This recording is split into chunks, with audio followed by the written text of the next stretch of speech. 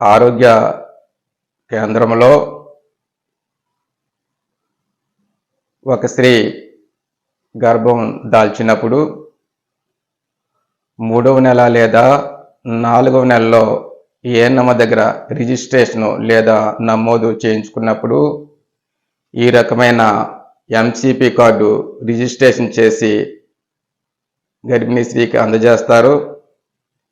ఇందులో 9 నెలల కాలంలో ఆ తల్లికి ఏ రకమైన వ్యాక్సిన్లు చేస్తారు, 9 నెలలు అనంతరము పిల్లవాడికి ఏ వ్యాక్సిన్ చేస్తారు,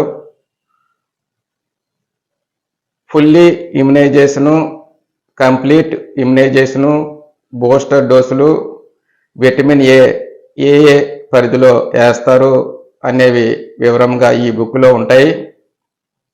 సుమారుగా ఈ ఎంసిపి కార్డు లేదా మాస శిశు సంరక్షణ కార్డు పిల్లవాడికి 16 సంవత్సరాల వయసు వచ్చే వరకు ఈ కార్డు అందుబాటులో ఉంచుకునే వాళ్ళను.